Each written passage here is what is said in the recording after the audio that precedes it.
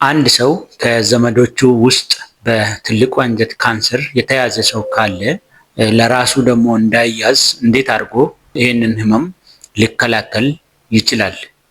ሰላም፣ እንዴት ናችሁ? እኔ ዶክተር ደሳለኝ ነኝ፣ የቀዶ ህክምና ስፔሻሊስት ሐኪም። ዛሬ በዚህ ቪዲዮ ከቤተሰባችን ውስጥ ወይም ከዘመዳችን ውስጥ አንድ ሰው በትልቁ አንጀት ካንሰር ከተያዘ በኋላ ይሄ ህመም ወደኛ እንዳይመጣ ወይም ደግሞ እኛን እንዳይይዘን እንዴት አድርገን መከላከል እንደምንችል እነግራችኋለሁ።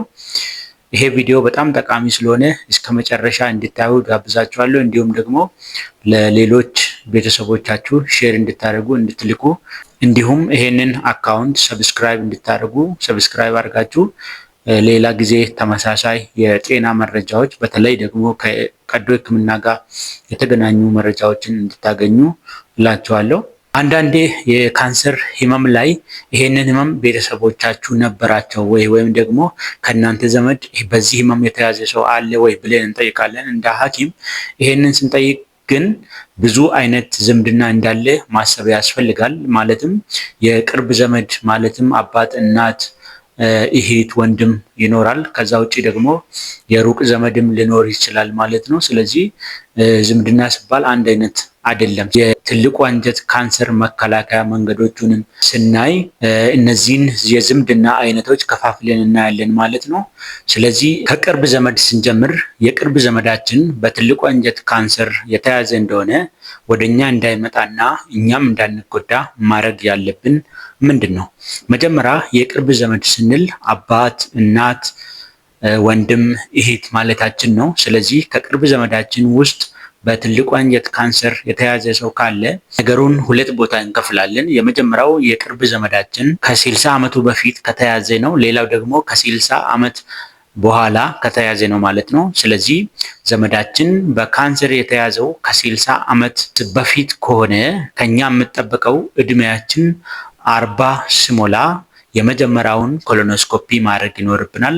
ከዛም በኋላ ደግሞ በየ5 ዓመቱ ኮሎኖስኮፒውን ማስደገም እና እስከ 70 ዓመታችን ድረስ ይሄንን ኮሎኖስኮፒ መቀጠል አለብን ማለት ነው። ሁለተኛው ሁኔታ ደግሞ የቅርብ ዘመዳችን በትልቁ አንጀት ካንሰር የተያዘው ከ60 ዓመት በኋላ ከሆነ ነው። እንደዛ ሲፈጠር ደግሞ የመጀመሪያውን ኮሎኖስኮፒ የምናሰራው 40 ዓመት ላይ ይሆንና ኮሎኖስኮፒውን ደግሞ በየ10 ዓመቱ እስከ 70 ዓመታችን ድረስ ማስደገም ይኖርብናል ማለት ነው። ሁለተኛው የዝምድና አይነት እንደ መጀመሪያው የቅርብ ዘመድ ሳይሆን አጎት፣ አክስት እንዲሁም ደግሞ አያታችን ከዚህ በፊት በትልቁ አንጀት ካንሰር የተያዘ እንደሆነ ነው።